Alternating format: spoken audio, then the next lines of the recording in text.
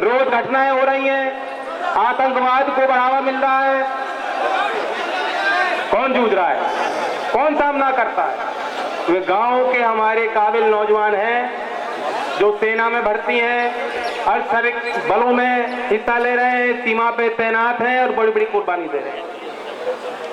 लेकिन वहीं आज क्या परिस्थितियां हैं, क्या हालात हैं, क्या बीत रही है आपके साथ?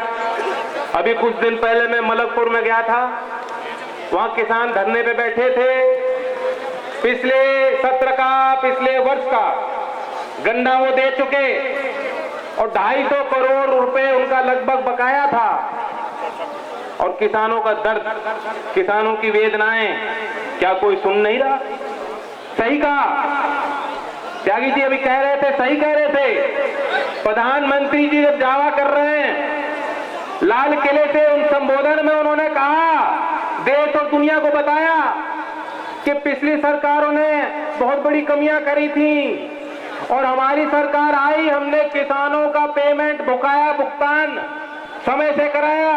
99.99% गन्ने की खेती कर रहे किसानों का बकाया था, हमने कर दिया, पूरा कर दिया पेमेंट। मैं पूछता हूं, क्या ये सत्य है?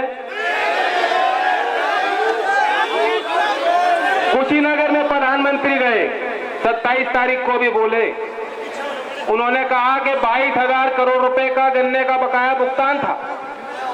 हमारी सरकार बनी, मैंने सूची मंगवाई कि किस किस का कितना बकाया है और मिल मालिक मेरे पास आए और उन्होंने कहा कि हमें पैकेज दो।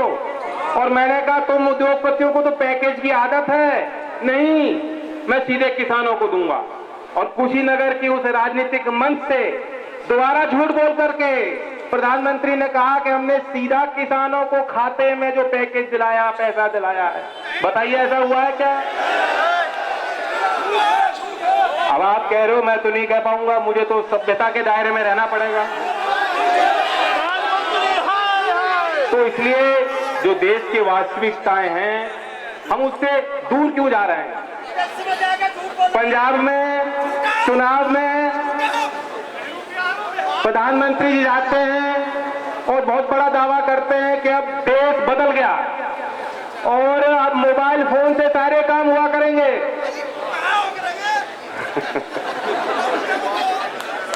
ये तो नौजवान बोल रहा है जिसे सब कुछ आता होगा। 26% महिलाओं के पास देश में खाते हैं। 40% देश की आबादी आज भी ऐसी है जो साक्षरता से बहुत दूर है। और जो हमने स्तर बना रखा है शिक्षा का, जिन्हें हमें मान रहे हैं कि शिक्षित लोग हैं, जांच होती है कि क्या व्यवस्था है, कितना वो सीख चुके। 5वीं कक्षा का बच्चा भी जो है, जो दूसरी कक्षा में उसे सीख जाना चाहिए, एक अक्षर भी सही रूप से हिंदी में, इंग्लिश में लोग, हमारे बच्चे नहीं लिख पा रहे हैं।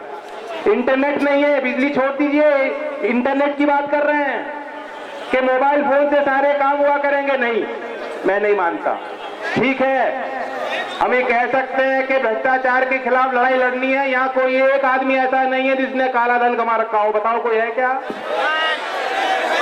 ये जो लोग हैं, ये देवता है, देवता। और ये जानते हैं कि चौधरी चरण सिंह की तपस्या, चौधरी चरण सिंह जी की ईमानदारी, बाकी उसके बाद सब कुछ फीका पड़ जाता है।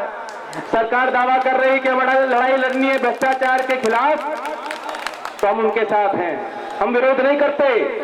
लेकिन कानून ऐसे नहीं बनाए जाते, सरकारें यूं नहीं चलती कि भाई सोच अच्छी थी, हमें देखना पड़ेगा, जमीन पे जाके देखना होगा, समझना होगा कि प्रभाव क्या पड़ रहा है, क्रियान्वयन कैसे हो रहा है। लाइन में लोग खड़े,